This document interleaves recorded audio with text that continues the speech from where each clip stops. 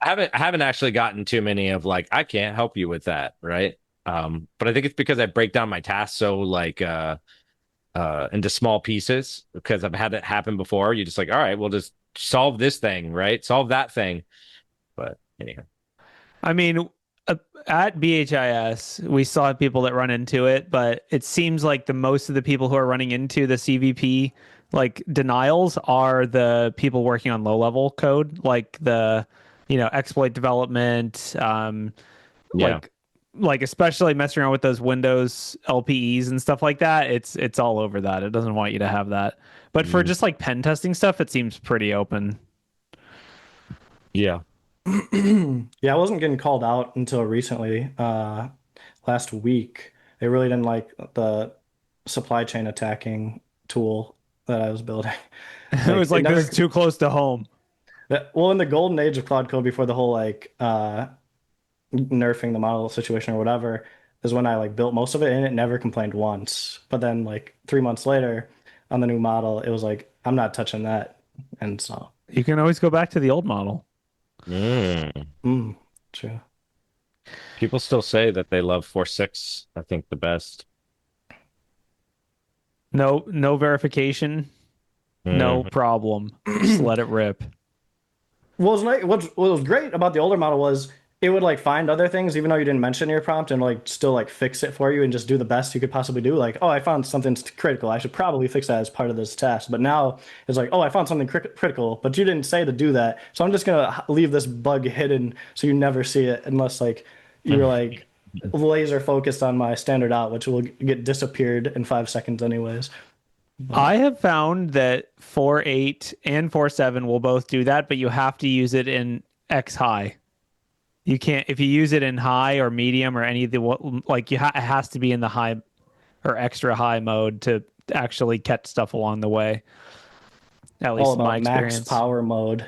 It's like that episode of The Not Simpsons where he changes max. his name Max to is a Max whole different thing. Powers. Although I will say the new max whatever extreme mode is pretty fun, like we were talking about with workflows, but just I usually use the X high and that seems to do a good job with catching some of that stuff like you're talking about. I agree though. I had the same experience. I just go straight to max, even when I'm like, hey, could you just change this one color? I need you to center this div. Yes. Ultra code. Yes, ultra, ultra. And then I get a Opus with fast mode too, just for that. Just ripping through tokens for no So wait, reason. what is fast mode? That's new, right? What is it? No, no, no. So I think they had it in, I think they had it in 4.6 too, 4.7, 4.6. Anyways, if you're on Opus and fast mode, just you get faster tokens per second.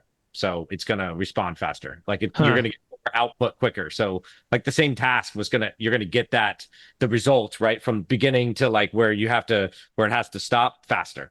So Gotcha. yeah, but it costs more money. Of course. Of Shocker. course it costs more money. Yeah. So Those oceans aren't going to boil themselves. oh no, but those farms are sure gonna be taken down pretty soon here. Yeah. That's one of the articles we're going to talk about probably first. And There's an article for that. there's an article for that. I All don't know. right. Let's roll the finger, Ryan. Let's go live a little early because we're already like segueing into the show. Let's do it.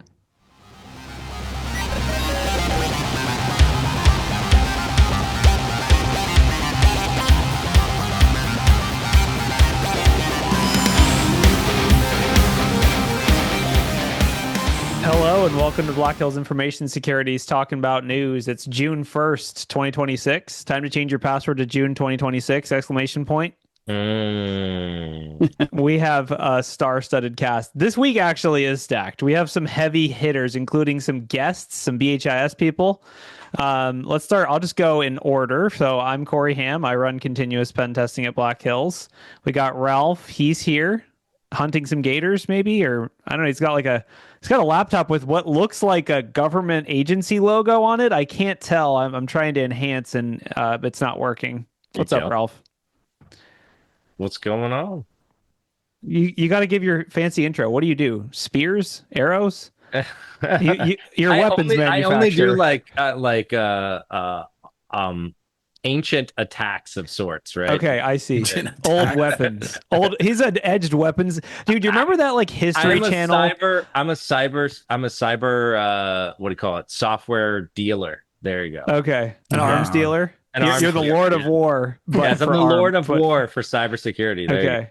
Yeah, I just remember like those History Channel, like, when I grew up watching TV and it'd be like a History Channel documentary and it'd be like this guy with like, a really, really short tie being like, I'm an edged weapons expert. And it's, it's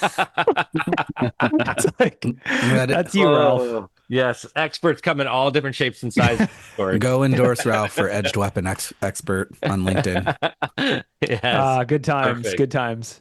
We got Wade who's wading through logs. What's up, Wade? What's up? I am off this week because I am doing training, so it's actually pretty nice. I haven't read the news yet today.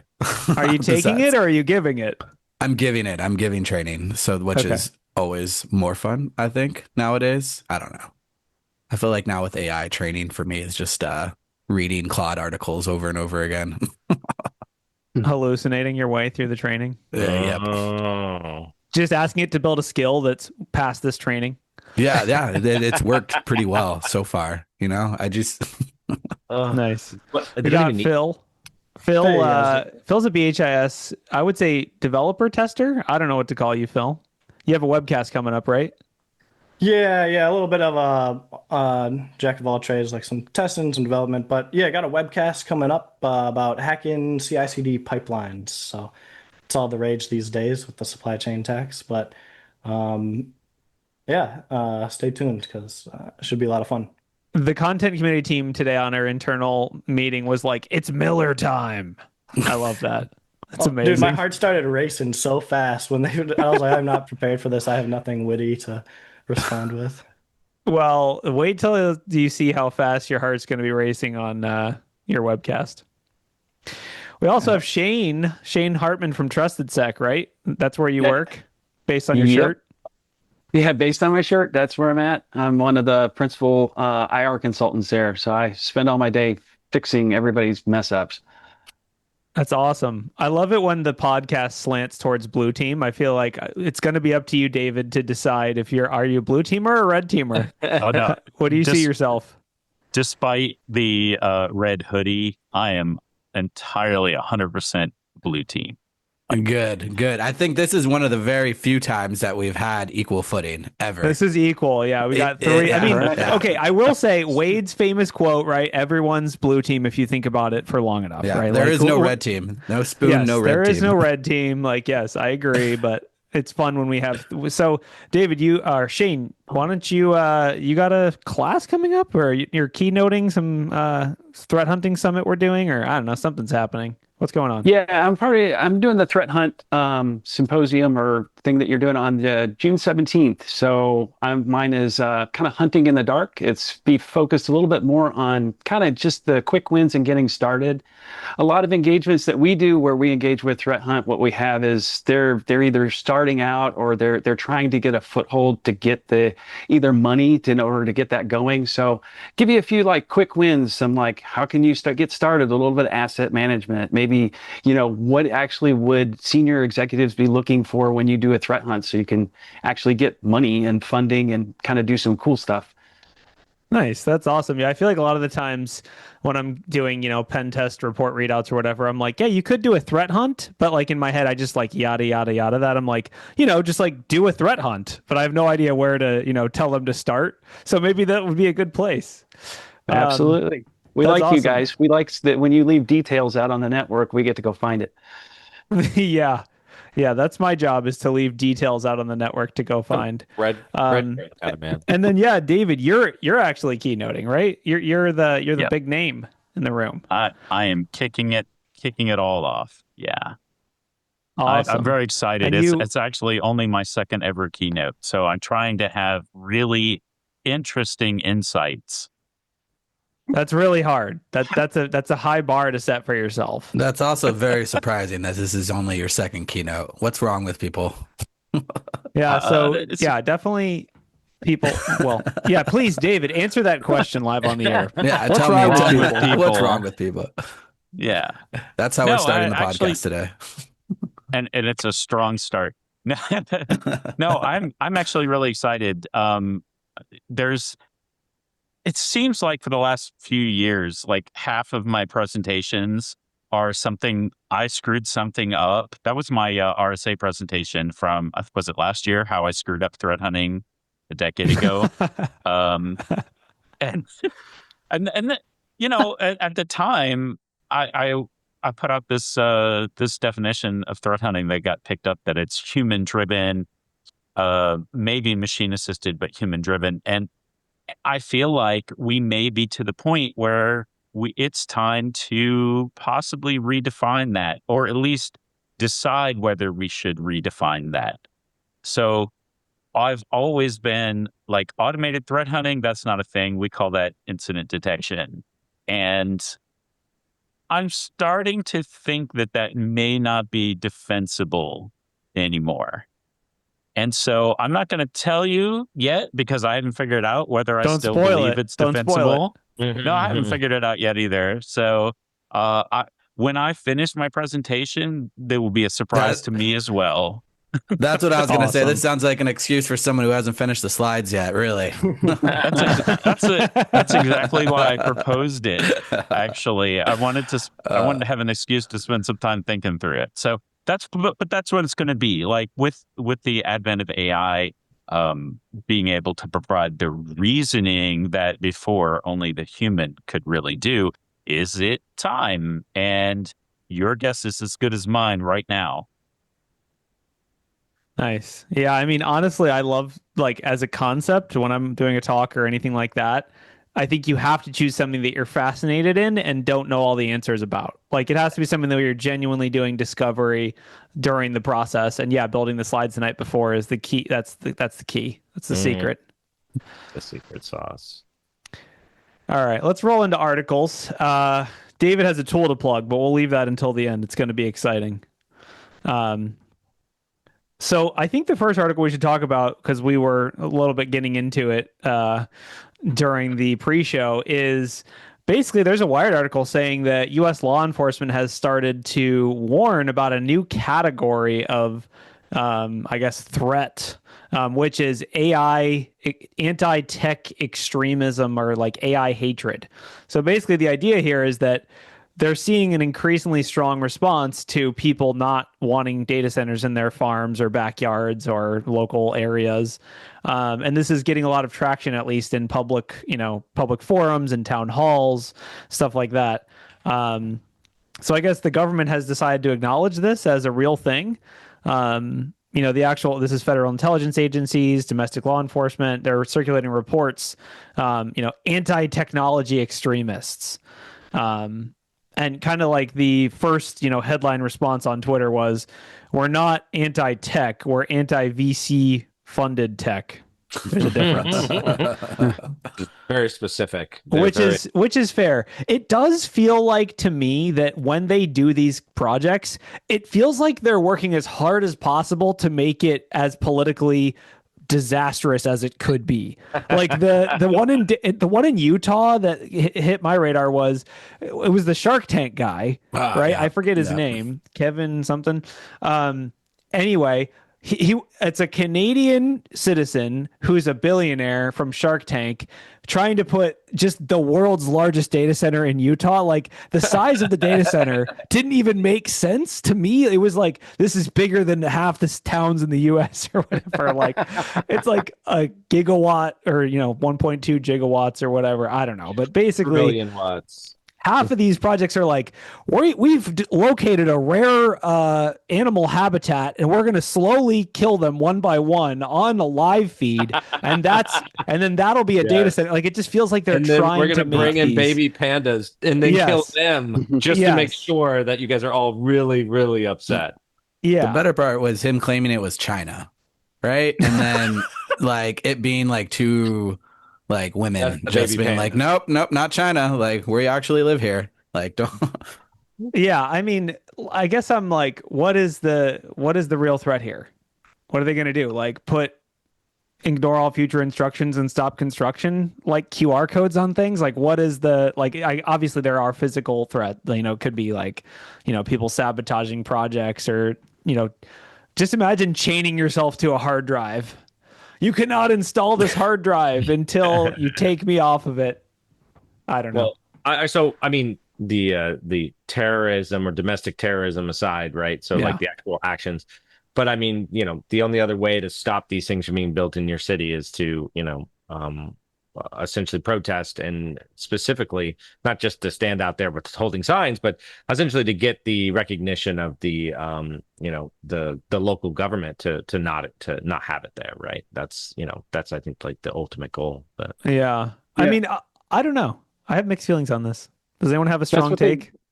That's what they've been doing in Florida, where I live. They've been putting out a lot of media articles about the electrical cost grid and water being used. So they're using the natural resource side and saying we don't want it here because we don't have the resources to give to you because everybody else will have to pay for it. So that take is what they've done. Yeah, I mean, I live in Oregon where there's a lot of data centers. Like Hillsboro is one of the biggest data center. Like that's an entire AWS region. it is. And there's like, I mean, there's definitely mixed feelings. I mean, but I think the biggest, from my perspective as like a citizen who actually would be voting in some of these votes, is I'm fine with it, but you do need to tax these companies and actually like give the money, give me some benefit as a citizen who has to live near this data center. Like, whether it's infrastructure or tax money or whatever it is, don't like bend over backwards for this company to come in and like destroy farmland and then not pay any taxes. The biggest thing is like the data centers, the best article or the best like take I've heard is that they rely on public infrastructure, right? Including like power grid, roads, like all that stuff. So they should contribute back to that infrastructure. That's probably like an extremely like political take I just gave. I apologize for that, but You sound like one of these terrorists that they're talking about. Oh my god! I guess I'm on a watch list now. Dude, no, this White House article is literally just propaganda. Like, Yeah. what have you seen anywhere? Nothing. True. It's just literally the people trying to say, I don't want a data center in my backyard, right? People Or at are least a against me, so free they data must be center. terrorists. No, exactly. Yeah. Like, Well, I mean, if you read that thing, that it's not only about saying anti-data center activists are terrorists, right? There's like some broad categories in there. It's true. It's not just data centers. Right. It's not just data centers. Again, I don't want to get too political on here either. If you want to hear that, that's what I post on my socials. That's what I post on my socials. You want the politics, David? You can get that on Blue Sky or something. But fair. I do think there's like three big waves that are kind of coming together and right now, and it's kind of, I want to say interesting, but like interesting in maybe a bad way too, is like the anti AI, anti data centers, but also they're kind of inextricably tied to the anti billionaire things and the sentiments. And they all really are tied together, not just in people's brains, but they actually, because these are the people who are making the data centers to run the AI. So we're just, it's just like a perfect storm right now. It is kind of interesting too, because they're building data centers and taking away from these cities and towns and resources to then also build AI that then takes away their jobs too. It's kind of like, why do I want to keep doing this, right? Like, what am I getting out of this to then feed, not only to take away people's jobs, and again, I'm like throwing out the net further, right? We don't actually know how that's going to play, but just to look at it from the beginning, everyone's saying that to then make more money for the really rich people, the billionaires, right? So you're kind of kidding out this whole like process flow. The data center is just like the first thing you see to then the next thing, to the next thing, and none of those are good for you. Yep. It's a good point. Very political take, Ralph. How dare you? I know. I'm sorry. I mean, I'm sorry. I'm an AI fan too, but it's like, is the AI that we love so much or that I enjoy using so much, is that the thing that's going to hurt everybody, right? I don't know. I'm not saying that's what I believe. I'm just proposing the question, right? Yeah. I mean, I think the only example of this that I've seen, and it wasn't even the US, is like the UK strong resistance to the speed cameras and like like their equivalent of flock cameras, and just seeing a bunch of videos of people with Sawzall's just hacking through the post, like just cutting down speed cameras, like as a kind of a coordinated, targeted sort of thing. But I haven't seen that in the US. There was a Target event like that, but not so much as AI as parking here in San Diego. So they started charging for parking at the Balboa Park, which is huge, and at the zoo and everywhere downtown. And people straight up started just like sawzawing the parking meters or super gluing inside of them. Like it was destroyed everywhere. And it got to the point where they just now repealed it. And now they're not doing any parking laws anymore, paid parking in that area. So Wow. it works, people. Well, I find myself on the other side of that one because I would always support anti-car infrastructure and making people pay for parking. I love that idea. But anyway, if there was a way, if there was public transit, it'd be great. But San Diego, they're just like rough. You have to drive, and it's going to cost you $12. Yep.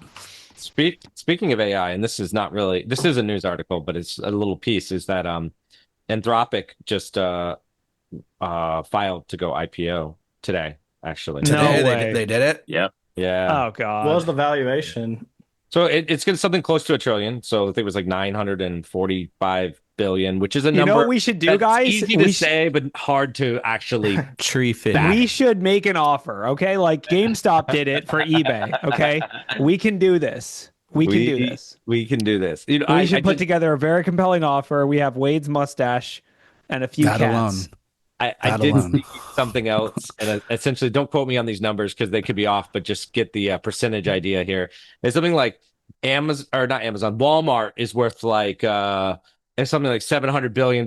Yeah, and they make like $600 billion. Yeah. But Anthropic has made like 20 billion, and this is like a $900 billion valuation, which, by the way, that all makes sense because the stock market is not an indication of how much money a company is. It's not revenue, it's valuation. Yes, exactly. It's what I believe it could be in the future. And that number is just, it could be anything, right? So why would an AI company need to make money? I don't get, or need to raise capital. I don't get it. Well, it's not like they're spending $20 billion a month on electricity in my backyard. I mean, Jensen Huang's just getting all of it. Every dollar. That is sort of true. Yeah. I mean, that's really interesting. Honestly, I feel like this is kind of, I don't know. I mean, maybe people saw this coming. To me, I'm like, there are a handful of really kind of interesting privately owned companies like Mars or there's a handful of really interesting companies that are huge and are still private, but the majority of big companies are public. The benefit of this will be that more transparency and financials. So that's interesting. SpaceX also with IPO, right? So it's like a bunch of stuff all at once. I have an unreliable authority that the first filing for Anthropic, their valuation that they put in there was just so giant. It was like $950 trillion, and they pushed back and they were like, "You're absolutely right to call me on that. I clearly messed that up." They submitted the form with AI. Yeah. Yes. Oh, that's amazing. I love that. Yeah. So in other news, apparently the FBI is warning about people walking around with USB drives. What year is it? Oh my God. Honestly, if they're not USB-C, I don't know where you're going to plug them. They're not USB-C. You beat me to it. Good point. Okay. So there's got to be some crusty IT guy at some company that like has been epoxying over all the USB ports in his laptops for years and like forcing other people to do it. And he's like, I told you. Backs it up. So yeah, basically this is a real article. The FBI has warned Silent Ransom Group, who I wasn't previously familiar with. Threat hunter people, have you ever heard of Silent Ransomware Group? Ransom Group? Nope. Yeah, that one's new to me. Anyway, the FBI they say they've been active, or the FBI says they've been active since 2022, targeting U.S. firms and since 2023. Basically, they used to use phishing emails. Now apparently they're physically walking into the physical businesses. part. Nobody said that physical. Everyone was like, no one's doing this. Why would you ever go into someone's building? Come on. Ralph's going to start using this as an ad for his Yes. company. For his physical class. Yes, yes. But that's the funny part, right? Like everyone's argument is right about physical security. It's not a threat yet because I can just break in remotely. You're not even doing it's only that, a threat right? when you run out of other options. Exactly. Yeah, So as you well, get better, it just becomes the next thing, right? So yeah. Well, that's exactly what the threat report says. It says they, first they call or they send phishing emails. They're impersonating IT support. If that doesn't work, then they go in person. They say, "Hi, I'm here to, update your computer." Apparently, they're using an extremely advanced tool called WinSCP. Oh yeah, that thing, right? That honestly is agentic, by the way. You mean ancient? Oh yeah, no, I mixed those words up. I'm sorry. You're absolutely correct. Ancient agentic. Ancient. Yeah, I mean, what's old is new again, right? I mean, this has been a real thing forever.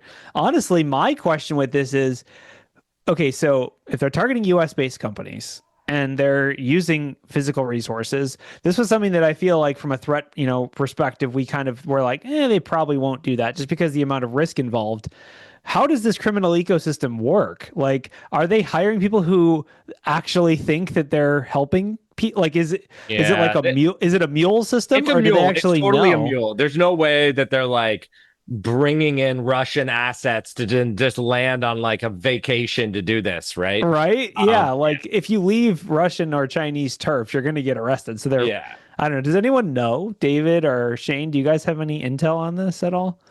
I don't have any intel on it. I did read the article. It said it was targeting law firms. Now, I have had a little bit of experience with law firms. They tend to be a little bit more technologically backwards, meaning they do use USB because they go in and out of court and whatnot. So they're not always using Wi-Fi, or they just use older technology sometimes. So that there could be some validity here just in the targeting, but it's got to be small. I mean, it's not scalable. Go ahead.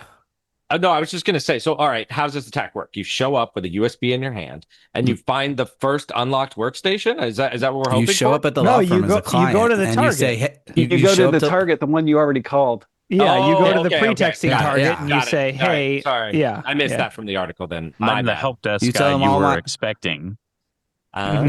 Exactly. All my court documents are on this USB drive. Please plug them in and view them. I need to update your system, but your WinSCP is out of date. I find lawyers to be a juicy target, though. Like, they're going to hold a whole bunch of secrets, a whole bunch of information. Like, okay, that's like stealing from a drug dealer. Like, yeah, you're right, but dude, the repercussions are going to be significant. Like, can you imagine answering some ad that's like, "Do you want to make $10,000 in your PJs?" and then you like accidentally break into a law firm and do some USB stuff, and then like have a whole law firm coming after you for screwing up? There's been enough people with North Korea doing it, right? Like, hey, set up this laptop farm in your garage and just like move the mouse every now and then for me. Like, it's hard times. Like, if I just called someone and told them to plug in a USB drive here, like, go up to this lady's reception. If you can get a USB drive, like, here's $100. You'll get $200 more if you get it. Yeah, the mules are getting scammed too. They're not going to be given the whole story, right? Yeah. They're just going to be given the half side of it, right? So, yeah. Do we think they're using I thought they were I thought they were sending envelopes with USB drives in them to people. I've done that before. I've sprinkled them around parking lots. CDs, remember those things? They were circular. Yep. Oh yeah, dude. Put them in a thing. Media drops. Yeah. Media drops. I still have a Con Boot CD bumping around in my little go bag that I never use. That was the first thing I thought of when I read this article. And I was like, it's amazing that they're now a cutting edge hacking technique that the red teams have been using for decades. Yeah. It's economics. This is Let's just say the FBI in this case is a paid advertisement for pen testing. So. This happened to your organization too. For would you like a red team? Contact BHIS. We will walk into your building with the USB drive and do whatever you want. Yeah, I mean, honestly, though, from a defensive perspective, you're going to have to go against low maturity organizations.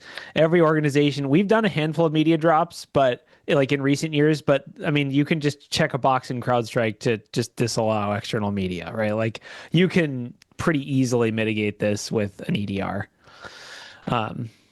Anyway, speaking of EDR, apparently Defender can now isolate systems. CrowdStrike killer, here we come. Yeah. It couldn't beforehand.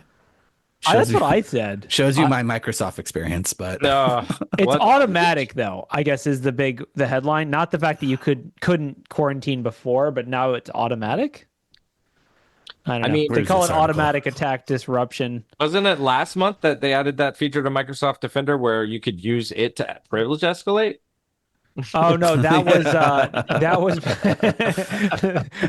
that was part of the recent ongoing slew of Microsoft vulnerabilities that we've all been all loving, like Yellow Sun. Speaking of yellow key, yeah, just speaking of laptop, Convo, but better, right? Yeah, Convo, but better, yeah, very true. true. No, it's fine. Everyone puts pins on their BitLocker. Everyone does that. Everyone It's does fine. it. Honestly, do you know you have to enable BitLocker by default or have a domain policy? So that also is true. There's a bunch of fun things. But did you see, speaking of the gift that keeps on giving, that the Yellow Sun or our chaotic eclipse, there you go. He got kicked off of GitHub and then got kicked off of Yes, GitLab. GitLab. I mean, they're just kicking him off of everything. All right, so here's the wild part, though, right? He's So threatening Microsoft. yeah, no, that's not the wild part. The wild part is that there's other POCs on GitHub. Why is it that the one that happens to be attacking Microsoft was it because he didn't do a responsible disclosure? Excuse me, or because it's Microsoft and they're just really upset about it? What do you guys? Yes, both. It's both. But mostly they own GitHub. I was surprised when the GitLab got taken down too. Like Microsoft has some pull over GitLab somehow now. Oh, without I didn't a think doubt. they owned them.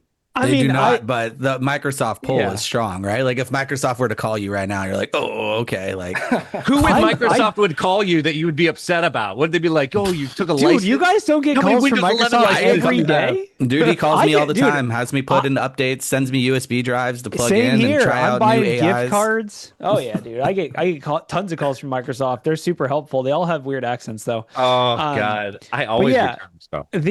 I think this whole thing, the whole Microsoft thing, to approach it from both angles. To be Wait, what about free speech? Yeah. To play devil's advocate. Well, first of all, free speech doesn't affect you. I'm just saying things. Okay. Okay, I got you. Anyway, I think to play devil's advocate, I think part of the reason that they're able to pull for these takedowns is because of the amount they can make an argument that this is a harmful thing and that can be abused.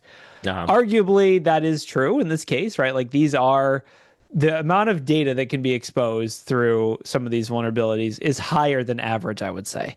But it isn't like configure, like it's not like wormable, WannaCry type stuff. Other POCs on GitHub that do bad things to other products, right? Oh yeah, shit. There's maybe malware on even GitHub. arguably worse, right? But the argument is PR.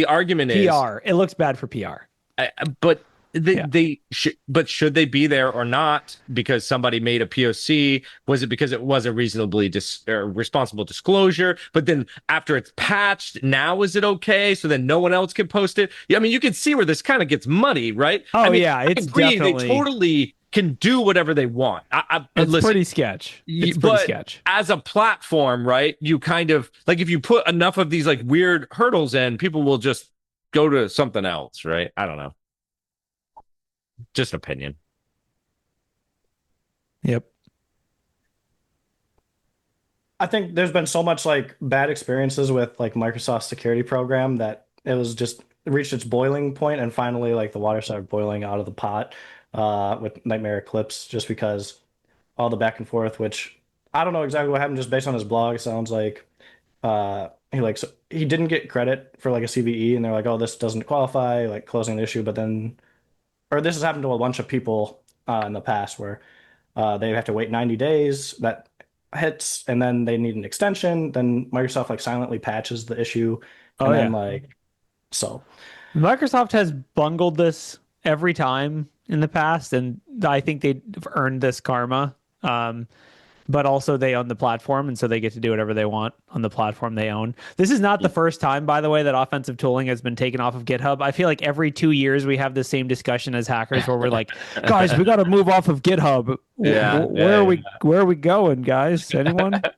Well, it sounds Anyone like have an GitLab's idea? not safe either. Now we gotta go to Bitbucket or Git or whatever the other. This is like the Twitter thing, right? Like no large company is going to want to take this heat, right? It's the same thing as like when people have really hot takes and get fired from their big tech jobs. It's like, it's not that they don't agree with your takes. They just don't want to pay a PR firm to compensate for you. Like it's really just economics. It's the same thing applies to GitLab or GitHub or, yeah, I don't know. I mean, but at the end of the day, 0 days on GitHub is not really a problem, right? I mean, like you think there's probably other places that you can go get 0 days besides GitHub. It's not really where I'm headed for my first 0 day. Tor's too slow. Just go to GitHub. Yeah, It's easier. exactly. I think it's a great value proposition for GitHub. These things used to cost 100K. The government's paying 100K for these things, and now they're free. Wow, we give you so much value with our free accounts now. So much value, yeah. It's amazing. Oh, we'll piss off another security researcher. I will say, to kind of flag it for follow up on the show or wherever, the date, like they say they're going to make Microsoft pay on July 14th. I don't know. Got see what another that O day. means. Because I'll tell you right now, it doesn't matter what site it's on. If that O day is good enough, you're gonna click. You're gonna go for that fish. You're gonna definitely check that out. And if it's real, you don't have a choice. Like you're going to have to figure that out. I won't have to feels go to like it. My agent will. Yes. Yes. I send my agents to wade out into the dark side. I feel like Microsoft is basically training a threat actor live. Like they're basically like trying to make them disgruntled to the point that they drop this. It's such a weird way to manage this from my perspective. Like OpenAI is like, oh, you made OpenClaw and burned like $10 billion worth of tokens. We'll just hire you or whatever. Like that's usually the response. Yeah, like why is no one like recruiting this guy to go run Mythos on all their internal tools? Like, I don't know. Whatever. I like how he said they will feel it in their bones. Or what do you say? Their bones Feel will be it in their shattered or something. bones. Maybe they'll funny. recruit him to the Cyberforce. What? Oh, is that the next article, Wade? Yes. So, okay. So Cyberforce is apparently real. I don't know.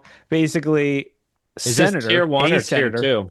One senator from New York, Kirsten Gillibrand, is spearheading a markup amendment to the Senate's 2027 National Defense Authorization Act that would create a cyber force as the next armed service branch. They would have keyboards on their arm, obviously, and heads-up displays, like you need for hacking. Yeah. I mean, is this real? Like, we already have Air Force, Navy, Space Force. We have so many forces. Well, almost all the commands have a cyber now or some other kind. Right. But, cyber division. I mean, it wasn't the case, less than probably 20 years ago. It's Army, though. All the commands have airplanes too, right? And boats. And Okay, so why not? I was not in the military, but Ralph, you were in the Army, right? So, or was it Army? Yeah, you were Army. Yep. So, okay, if you are a Cyberforce operator, are you mostly running around with USB sticks trying to plug them into things? Like, why does the Army need a Cyberforce? Like, of all the different branches, like, why? Well, why does the Army already has a cyber command, right? So they already have essentially a cyber focused offensive arm, right? I think that how much they do from the offensive side, gets into the waters where you get into the CIA versus that relationship, right? But I mean, essentially, just saying like, a quick action, right? Like a QRF for like cyber, right? We probably already have some of that, but building out a huge command of it, and to make attacks against foreign adversaries, which is essentially what any military branch is specifically designed for, right? Not necessarily for what do you call it? Local defense, right? I just say we let it get created just in case there's a draft, so we can all just go straight to cyber command. Yeah, we go straight to cyber. That's we immediately go to cyber. Yeah, They're like, do you not pass all the physical requirements? Welcome to Cyberforce. Well, what the funny part is, even with the other cyber commands, it's hard enough to train up these, train up all of these soldiers in this skill, right? Get them to be decent at it. And then I want also 20 have a mission. CVEs by the end of the day. Yes, exactly. Well, yeah. I know back in the day they used like if you had cyber experience, they would bring you in as a warrant officer too for a little bit. And I remember me being in cyber for a couple of years, be like, should I just join and just go and like do it for a bit? And the thinking about it now though, with the barrier to entry, so hard for new cyber people, right? Could this be an easier route? It'll be an easier route for most people, which is sad but scary. Yeah, it's a good point. I don't know. Yeah. The cyber command includes U.S. Army Cyber Command, the U.S. Marine Corps Cyber Command, U.S. Fleet. So this is Navy, and then Air Force has their cyber. It all falls under the National Cyber, United States Cyber Command. So there already is a cyber force. They just There's don't have already a name. 3 of them. Yeah. They're just not an Army one. Yeah. No. There is an Army one. So U.S. Army Cyber Command, right? But what I think they're trying to make this is like some like warrior with like overhead displays or something like tier 1 type deal. I don't know what that looks like. Dude, heads up displays and keyboards on their arms. Yes, Yeah. I'm just trying to envision the quick tactical team that like repels into the data center to do something. I don't know, dude. I don't know. Yeah, no, I think you're right. No, I agree. I mean, some people in Discord have been speculating, oh, these are just drone pilots. Okay, that's fair. Like that makes sense. We don't even need that. We have AI for that. It's just fine. We have open AI though. Yeah, You're out of credits, Crash. I think it's fair to assume this will probably get approved. Just with and I mean, I don't know, but yeah, honestly, half of everything that you said, Corey, they're writing it down right now. So they're like, wait, USB sticks? How many can we get into a plate carrier? Yes, a lot. yes, exactly. USB sticks Working in a SOC was really fun. I'm not gonna lie. Like at the time, the pew charts, right? The big monitors. There's a wall with a glass, and the CEO presses the button, and then it becomes opaque, and all the investors look at you like you're a monkey, and like it was great. But more people should go work in SOCs. That's all I'm saying. I don't know if this is defensive or offensive, but the best offense really is a good into defense. shoes. Honestly, we need more defense, right? Like all of our stuff's getting hacked. We already have the offensive side. Maybe we need a cyber defense corps. Wouldn't that be National Guard? Anyway. National Cyber Guard.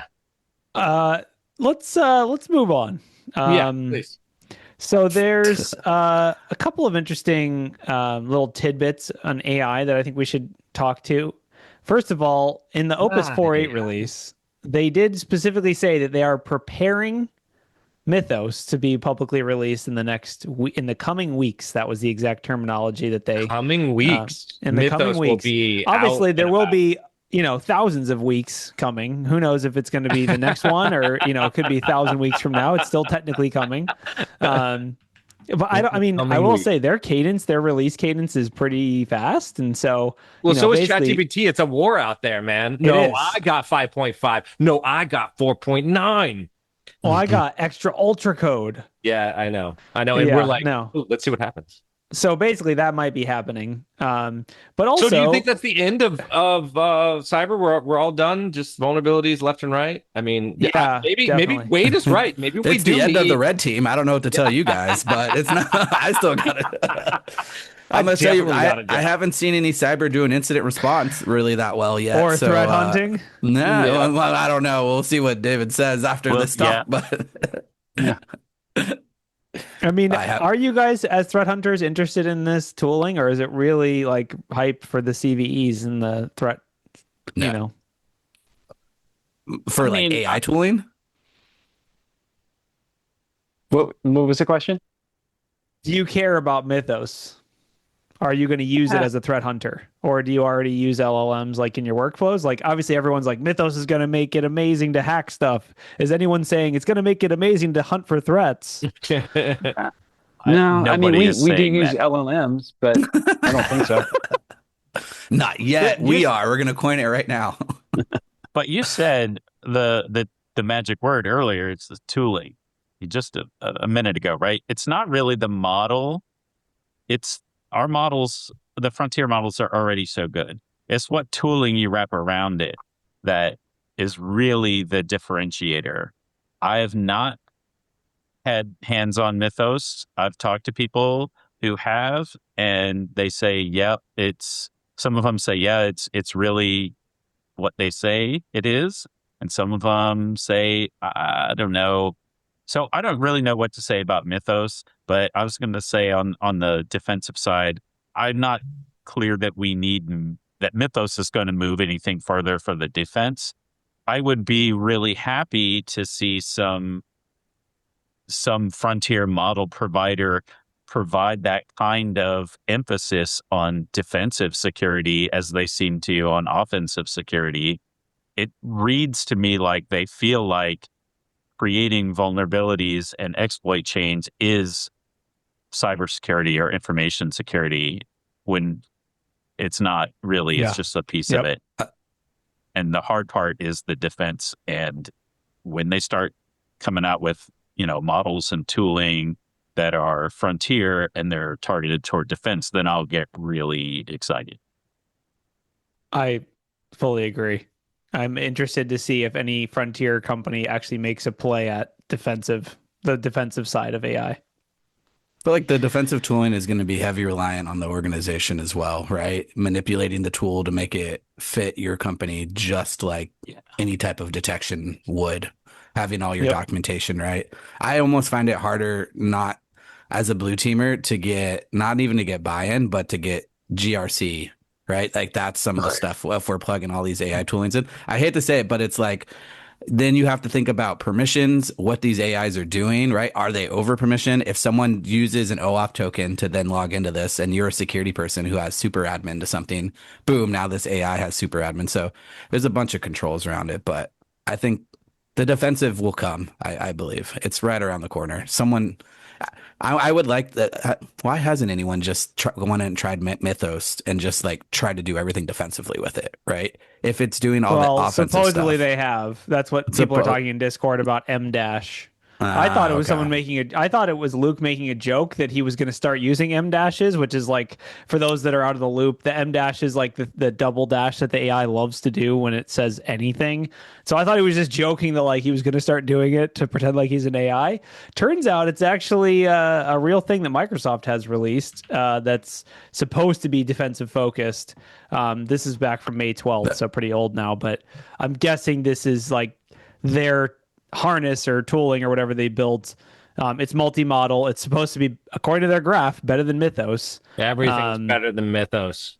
Yeah. So, but check this out: 21 out of 21 planted vulnerabilities were found. It's like that's not. I don't know. What about on the Gainter chart or Ganter or whatever the hell? You can... Well, if you look at the chart, it says they're better than you. So just so check it I'm again. just gonna go ahead and cash this one out. I'm done. I'm all done. Yeah, Microsoft has solved security. I think we can just figure it out. Having a harness is very important, though. Like a lot of people are posting different ones in the chat, and there's a lot to choose from. But something is better than nothing. And then it's funny too. Like, at what point does the collection of like plugins and skills and hooks and memories and learning become a harness? Like, how many do you have to have before you can call it a harness?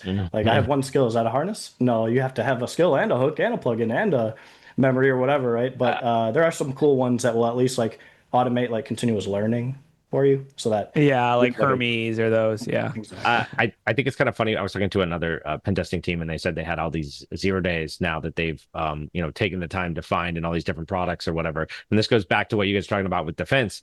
And they're not going to fix these things right away because they don't have anything in place so essentially it's all fun in games to go find these 0 days, but no one is from these organizations that's creating the software or whatever. They don't have systems in place that are looking for it the same way, right? Because it wasn't as like shiny. They're just trying to run their business and make some software, make whatever.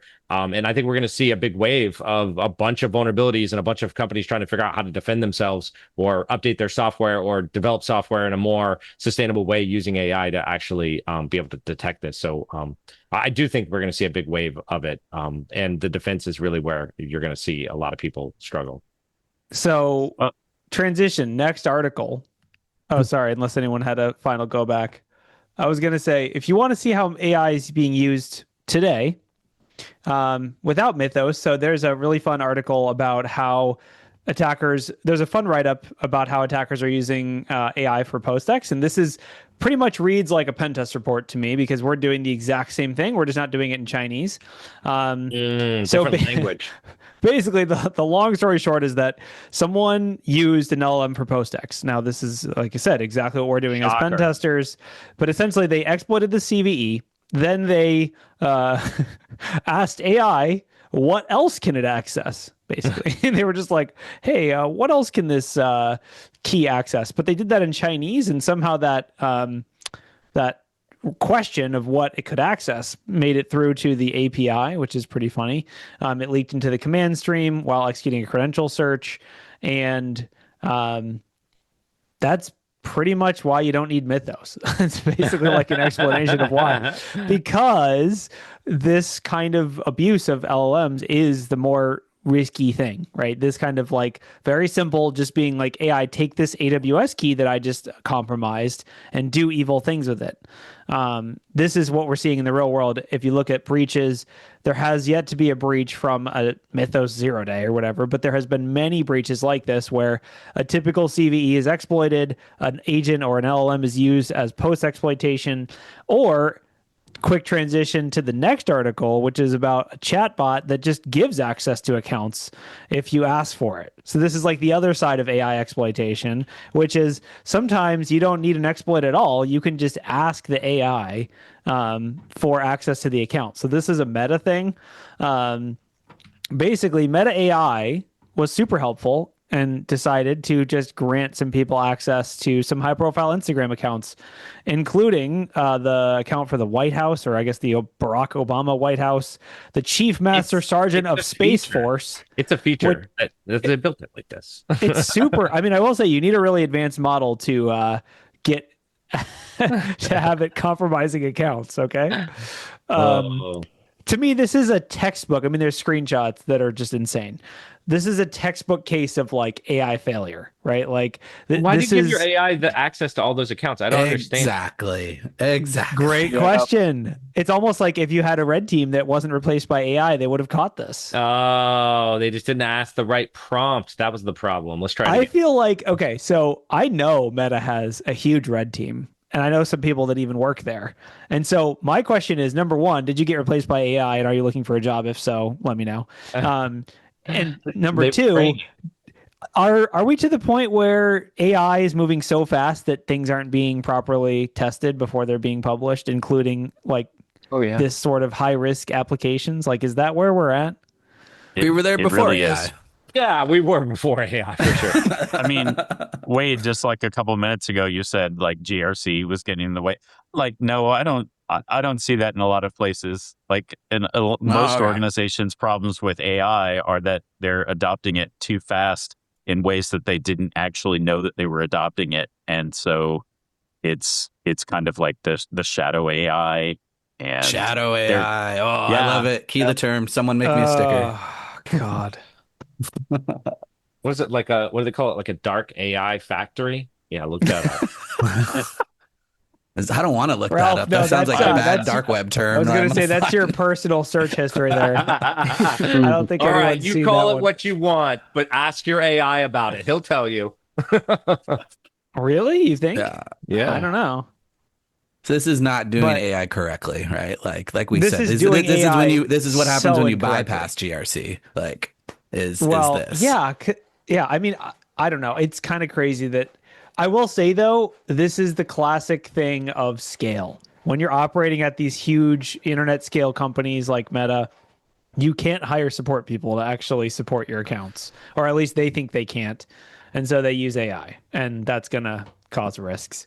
Although it is a business logic flaw, arguably. Maybe it's an LLM flaw, but it feels more like a business logic flaw to me, of it basically not knowing where the credentials it's handing out came from. It doesn't properly tie together the request and the response. I could just see like you were talking about where's the red team. I could just see like a bunch of AI red team experts getting together and being like, nah, surely it's not that simple. We got to try some more advanced attacks. Yeah, I mean, I will say I have personally observed this in our agentic AI testing. Some of the things that are really tough to convince AI are vulnerabilities. Like one web app we were testing, I think I've told this story before, so I'm sorry, but one web app we were testing, it was basically an IDOR, so indirect object reference, and essentially it was giving a 302 response, but it was giving the entire content of the page that was supposed to be restricted in the response. And AI kept being like, no, this isn't a vulnerability. It gave a 302 response. And we're like, yeah, but look at the 302 response. It has the whole web page. And it's like, I don't know what you're talking about. It's a 302 response. I have to redirect. It's like that back and forth. I could see a red team, like an AI red team, missing a business logic flaw. Like, well, they asked for the account and it sent the number. So I don't see what the problem is. Well, like, but AI, it's a different account that they reset. Like they were resetting someone else's account. Oh, you're absolutely right. All right, let's talk about the real problem is why are they using a phone with a cracked screen? Like, come on, at least get two phones with two screens. Like, I can't, that is just driving me crazy. I think this is just what threat actors do, man. They that's just their background. That's just their chat background for Meta. That's not even a broken screen. That you don't see the huge crack right there on the right-hand image? I know. I'm just saying that's they have a cracked screen image as their background. Yeah, that would what actually I do with all my phones. That's why no one steals them. That's actually a really good idea. Misinformation, an app that overlays man. that on any app that you have. Yeah. Yes. Perfect. Yeah. This is never going to All happen right. again, so we don't have to worry about this. Let's move on. There's an article about the Kali 365. Oh my phishing God, kit. dude, they stole my playbook. It's literally just like pen tester 101. Like if you were to take Michael Allen's initial access class, it would just cover this. It's using device code phishing, which don't get me wrong, it's a good one, but also like, come on. But this is Conditional SaaS, access though. policies. It's better. It's better because it's a SaaS product, okay? It's phishing SaaS. What pass? I don't know. Everyone yeah. loves a monthly subscription. FAS? I don't know how to pronounce that. Phishing as a service platform. That I like how the news article is kind of a dig where it says it helps even low-skilled attackers hijack. You could be an attacker too. They're just directly calling the attackers who bought this low-skilled. It's pretty funny. Yeah, device code phishing. I mean, come on. Who allows device codes these days? Who doesn't have secure conditional access policies that don't allow access from unmanaged devices? Like, come on. No one screws that up anymore. No, not true. The threat hunters in the room are like, nope, you're wrong. No, listen, no, if there's an article about IR it, it's still effective. Yeah, I've done about 3 cases of it in the last like month and a half. Well, I do need email on my phone, so we better just compromise the entire organization so I can have that. That is exactly what happens. To a test. Yes. One person says that. Yeah. Basically, if you're a pen tester or a red teamer, you should know how to do this exact campaign just by reading this news article. This is a first thing to learn in initial access techniques. It's great. All right. And don't buy this product. Don't do it. It's probably Let's talk written about in botnets. Python. Speaking of botnets, let's talk about botnets. So the authorities in the Netherlands, which I love, I just imagine people on little boats and they're going to fancy restaurants. You know, I just imagine Amsterdam.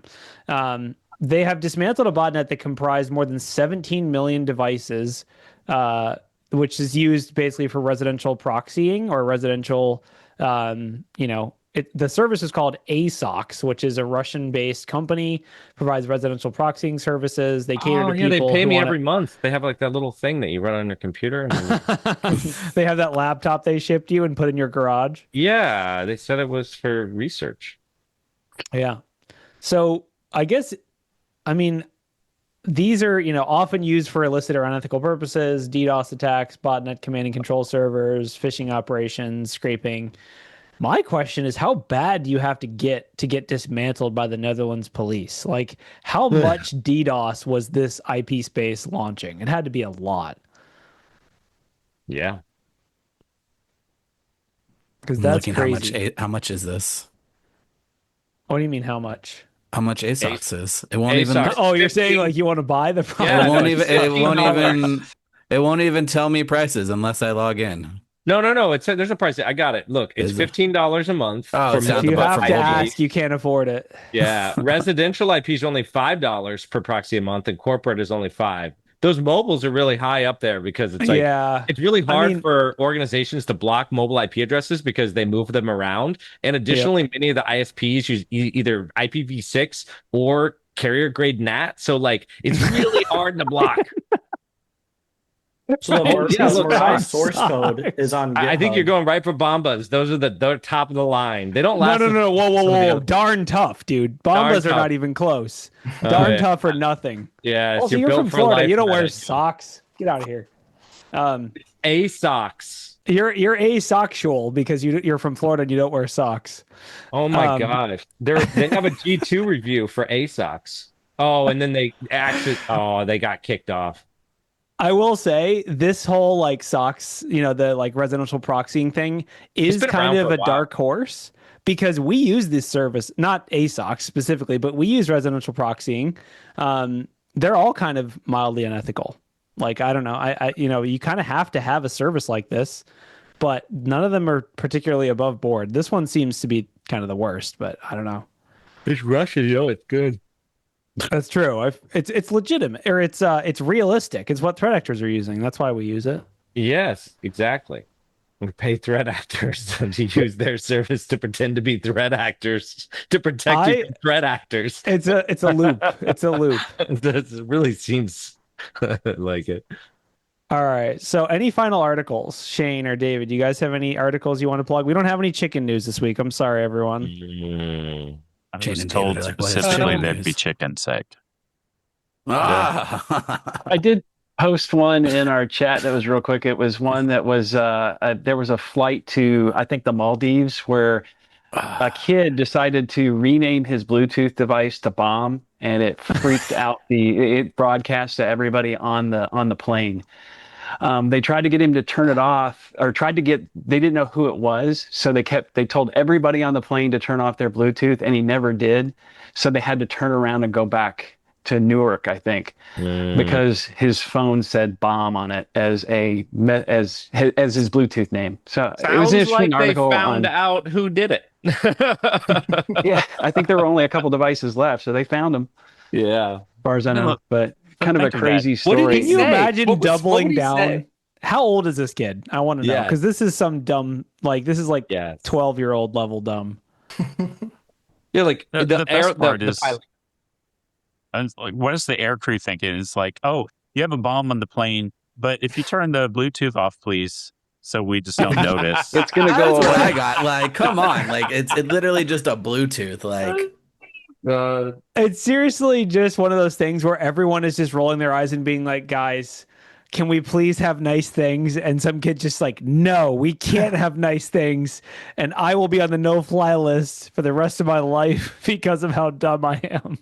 I know that's the wild part. Like, we just talked about how GitHub can kick you off their platform for any reason, for whatever, right? So can airlines. They can ban you for life. And on all the airlines, you are not guaranteed a flight. No, There's no constitutional rights here. no. But I anyway, can't imagine doing this. And imagine then living your life and never being able to take a plane ride again. But then also doubling down again and again, right? Like, they had like 10 chances to like, you could just turn off your Bluetooth. No, I'm not Yeah. going to do that. Somehow I won't get caught. And then like, of course, when they land the plane, everyone's going into quarantine. Like, you're not just going to like, okay, deboard, everyone just throw your phones out the window. It's fine. Like, they're going to make everyone, they're going to figure it out. This isn't Imagine when rocket this kid science. gets older. He's like, hey, why can't you go on this trip? I'm kind of infamous for this thing a long time ago. I can't go. You were zero cool? You were Yeah. so cool. You No, were he the- was You was were blue the bomb full. Bluetooth kid? Yikes. I did have one last one, and this one's really short. Not a surprise, but it seems like a lot of ISPs are getting breached. Charter got breached by shiny hunters. Oh, which is Charter for They most have terrible security. All ISPs do, from what I've experienced in my life. Yeah, Charter's one of the bigger ones in the United States. They own Cox, they own a bunch of other ones. So yeah, it affected a lot of people. Spectrum, I think, is another. Oh yeah, they get breached every 2 years. My data's been breached in Spectrum like 5 times. I'm not even joking. Yeah, I got so much LifeLock you won't believe. Oh I've got so many Kroll identity monitoring subscriptions at this point. It's fantastic. You can stack them and get 0 extra. Yeah. So, okay, I do think we should plug David's tool. So, David, tell us about your tool. Yeah. It's a little personal. It's to generate thread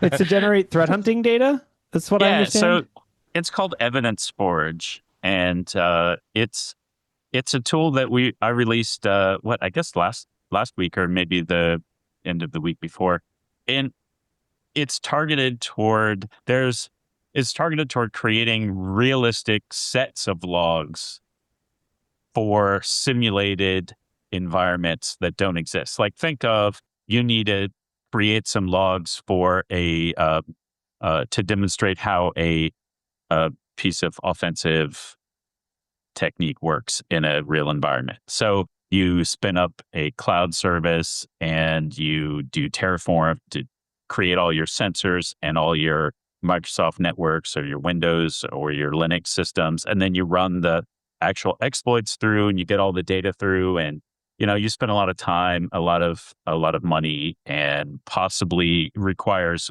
for you guys, probably not, as it's probably well within your expertise, but for a lot of people it's not. The idea with EvidenceForge is you get the similar output, but you don't actually have to have a real network. You don't have real threat actors or real red teamers. You create a scenario in which it is all simulated, and you get a set of up to 20 different types of logs that look like they all came from that simulated environment. They're all realistic. They all hang together. So if you see, like, one of the inputs is Zeek. So if you see a Zeek log for an HTTP transaction, and then you go into the proxy log, you'll see the same proxy log has the same transaction in it that the Zeek log has. And if you see that came from your computer, you should find the computer that it came from, and there's probably a process log from Windows Sysmon that showed that you ran the web browser that generated that, right? That's really cool. It's really neat. It's interesting because it has an AI assistant to help you create the scenario, define the environment and the attack that you want to run and everything. But once you do that, generating up to gigabytes of potentially of data is all done by a script, no AI involved. So it was actually partly because I was trying to experiment with efficient ways of using AI, targeting AI where you actually need the AI rather than just have the AI do it all. Well, also, it's nice when the script is deterministic and creates the same output every time. Instead of just, I hallucinated a bunch of events in Windows, and you're going to go hunt for these. Yeah, and it has randomness, but it's seeded random, and the seeds are in the config files. So it basically makes a YAML file for the scenario, and you can regenerate the same data from the YAML file however many times you want. Trade them with your friends like Pokemon cards. All kinds of stuff. I love it. I will say I have personally had clients ask me to do this, and I've actually spent time running fake pen tests in their like test environments to generate this sort of data. And so now I would just be like, oh, there's a script for this. Here you go. Well, I'm sorry to tell you, I actually created this because I didn't want to pay for the equivalent of having a red team freeze my data. I wouldn't either. So out of curiosity, does it make PCAPs or is it just event logs? It doesn't make PCAPs. That's a good idea, but far more involved. But it does Windows system logs, several of the types of events, but not every single type of event. But it does like processes, starts, and Kerberos things, and authentications and things. It also does a bunch of different sysmon event types. Does Linux syslogs, Cisco firewalls, Zeek and Snort, and it has an EDR that it's not a specific brand of EDR. It's just a generic EDR capability. Nice. Mostly because I didn't have the right documentation to create real looking EDR for a specific product. So all kinds of that's stuff. Awesome. My only other feature request is you got to make it like export straight from backdoors and breaches. So like you play a game of backdoors and breaches, and then you just have the threat hunt to go along with it. That'd be pretty awesome. Look, I'm a big fan of backdoors and breaches. I would totally love to do that.